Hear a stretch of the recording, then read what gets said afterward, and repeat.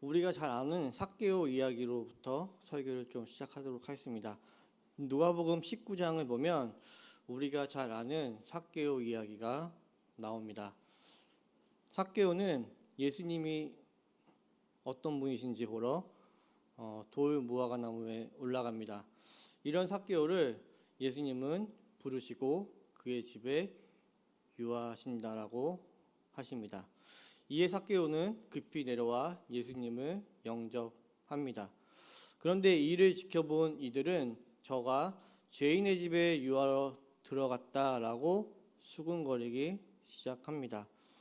평범한 이야기 같은 이 삭개오 이야기에서 우리는 질문이 있어야 합니다.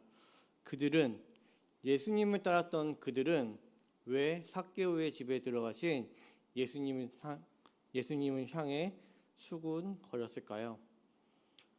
당시 상황에서 세리는 죄인 취급을 당했기 때문에 그들의 생각에 예수님이 죄인인 삭개오의 집에 들어가는 것은 문제가 되는 행위로 여겼을 것입니다.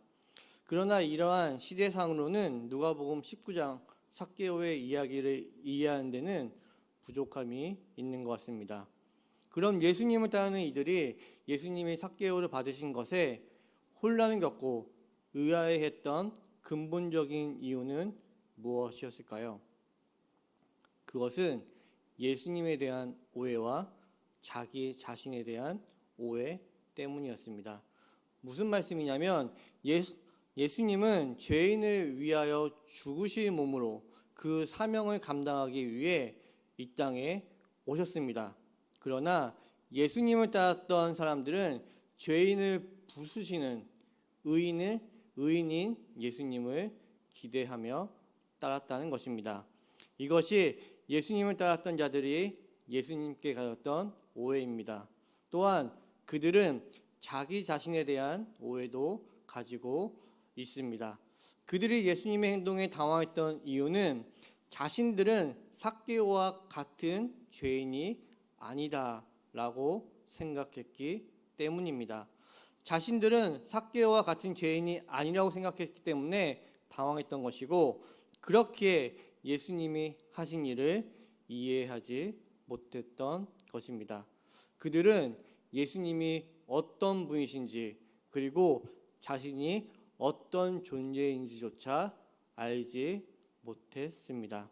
만약 그들이 예수님에 대해 알고 자신이 삭개오와 별반 다르지 않은 자임을 인정할 수 있는 자였다면 그들은 예수님이 삭개오의 집에 유하겠다라고 하셨을 때에 의아해하는 것이 아니라 자신도 구원받을 수 있다는 것에 안도했을 것입니다. 이제 우리의 삶으로 돌아와 보겠습니다. 우리들의 삶을 보면 우리는 상당히 애매한 삶 가운데 끼어 있는 삶을 살고 있습니다.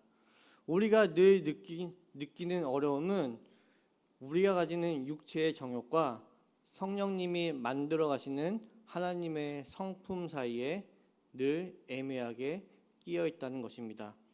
또한 우리는 두 개의 진실 사이에 끼어 있습니다.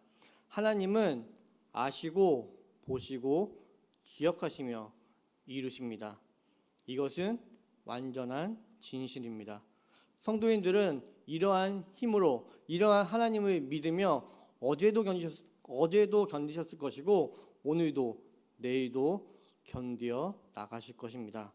그러나 하나님은 언제 어디서 어떻게 이루실지 그 누구도 모릅니다. 그렇기에 앞의 진실, 즉 아시고 보시고 기억하시고 이루시는 하나님을 지나치게 과신하게 되면 방종한 삶을 살게 될 수 있고, 뒤의 진실, 언제 어디서 어떻게 이루실지 모르는 하나님을 지나치게 바라보게 되면 우리는 믿는다고 하면서도 지나치게 조급해지는 것입니다. 그렇기에 어떤 이들은 믿음을 빌미로 너무 안이하고 방종된 삶을 살아갑니다. 또한 어떤 이는 믿는 것 같은데 굉장히 조바심을 냅니다. 믿는 것 같은데 조급하고 자신이 무언가를 하지 않으면 큰일 날 것 같은 이러한 양극단에 끼어 있는 삶을 여러분 모두는 살고 계실 것입니다. 제가 지금까지 말씀드렸듯이 우리의 삶은 애매한, 그 애매함 가운데 끼어 있는 삶을 살 수밖에 없습니다. 그러나 우리의 애매한 삶은 문제가 되지 않습니다. 왜 그런 것일까요? 그것은 전혀 애매하지 않은 분명하신 예수 그리스도가 우리와 함께 하시기 때문입니다. 성도인들의 삶이 애매해지거나 애매해지지 않느냐 하는 것은 여러분들 각자의 상황이 애매한 상황 가운데 있냐 없냐에 달린 것이 아니라 전혀 애매하지 않는 분명하고 확실하신 예수 그리스도가 여러분들에게 어떻게 자리하고 있느냐에 달려 있다는 말씀입니다. 오늘 말씀의 제목은 하나님을 불신하면 염려가 들어옵니다 입니다. 오늘 묵상집에서 챔버스 목사님은 우리가 진실하지 않으면 주님의 진실하신 말씀도 언제나 수수께끼처럼 들립니다 라고 오늘의 묵상을 시작합니다. 우리는 전혀 애매하지 않으신 그리스도가 있음에도 불구하고 현실에서 우리의 삶의 모습은 애매함의 연속된 모습으로 살아갑니다. 왜일까요? 각자의 애매한 현실과 상황 속에 확실하신 예수님이 있지 않기 때문입니다. 분명하시고 확실하신 예수님을 믿지 않으시기 때문입니다. 즉 애매한 현실이 확실하신 예수님을 집어삼킨 격입니다. 더욱 무서운 것은 어쩌면 나 자신도 모르게 나의 어떤 것들을 버리기가 싫어서, 나의 어떤 것이 버리기가 두려워서 예수님의 확실하심을 믿지 않으려 하고 확실하신 예수님을 불확실한 어떤 것으로 자꾸 만들어가고 있는지도 모르겠습니다.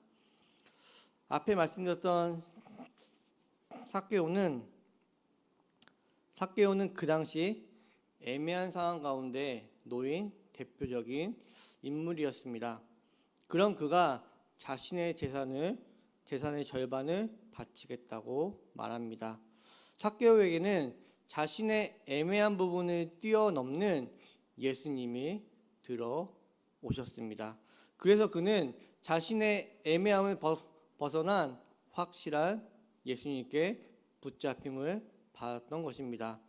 여러분들은 어떠십니까?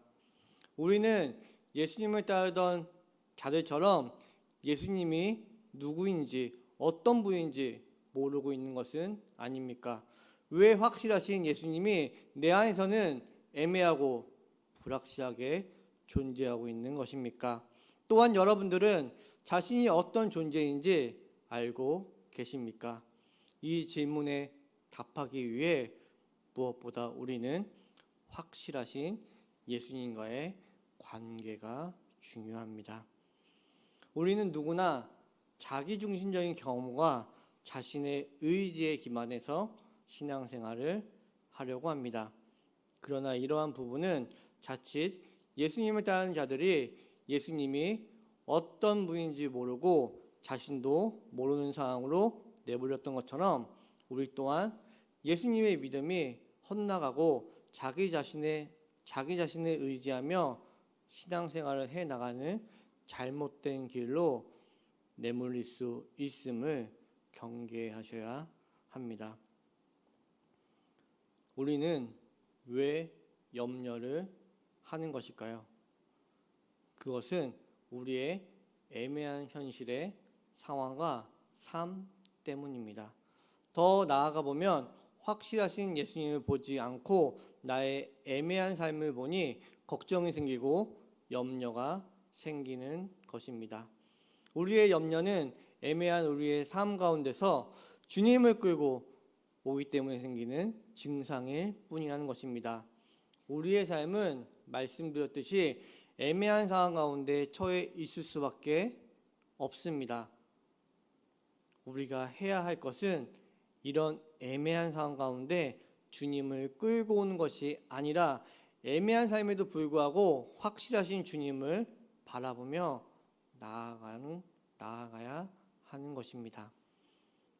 이러한 변화, 즉 자기 중심적인 경험과 자기 의지적인 모습에서 주님께 시선을 돌리며 바라보고 주님께 나아가는 가운데 우리의 애매함은 해결될 것이고 우리의 염려, 근심은 사라지게 될 것입니다. 우리 주님께서는 자신의 확실하심을 설명하기 위해 우리에게 공중의 새를 보라라고 권하십니다. 또한 들의 백합화가 어떻게 자라는지 보라고 말씀하십니다. 공중의 새들은 자신들이 먹고 살기 위해 애쓰기 때문에 먹고 사는 것이 아닙니다. 새는 생명의 법칙을 따르기에 먹고 사는데 염려가 없는 것입니다.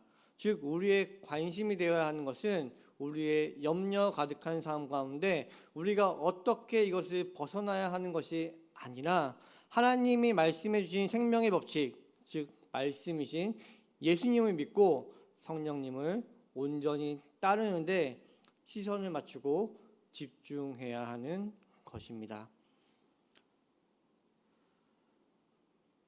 말씀을 마치겠습니다. 우리는 애매한 상태로 살아갈 수밖에 없는 자들입니다. 그러나 우리는 항상 문제가 하나도 없는 상태, 말끔한 상태, 모든 평화가 주어진 상태로 살기를 바라고 그렇게 살려고 애씁니다.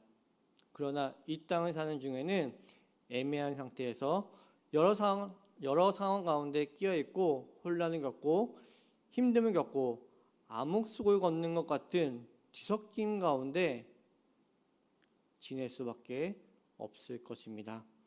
오늘 본문의 결론적인 부분으로 마태복음 6장 33절을 보면 그런즉 너희는 먼저 그의 나라와 그의 의를 구하라 라고 말씀합니다.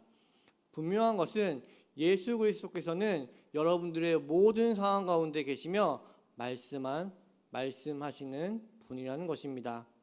여러분들이 어떤 근심, 걱정, 염려, 혼란,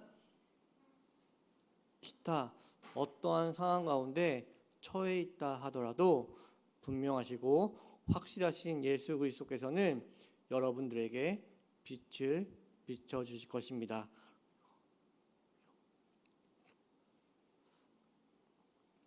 이러한 빛 가운데 여러분들의 여러 상황 가운데서 분명하고 확실한 빛을 보여주실 것이며 분명하시고 확실하신 예수 그리스도의 확실한 빛에 응답할 수 있는 그리스도인 세움누리 교회 성도님들 되시길 주님의 이름으로 축복합니다. 함께 기도하시겠습니다. 하나님 아버지 감사합니다. 이 예배를 허락하시어 말씀과 찬양과 기도로 예배드리게 하심을 감사합니다. 말씀을 깨닫고 깨달은 말씀을 통해서 삶이 변화되는 은혜를 누리는 그리스도인으로 끌고 가 주심 또한 믿습니다. 우리의 삶의 현실은 너무나 애매하고 혼란스러울 때가 많습니다. 그러나 이러한 각자의 상황에서 분명하고 확실하신 예수 그리스도를 볼 수 있도록 성도님들을 인도하여 주시고 주님의 분명하신 모습에 응답할 수 있는 귀한 그리스도인 세움누리 교회 성도님들 되게 하여 주시옵소서. 이 모든 말씀 우리 주 예수님의 이름으로 기도드립니다.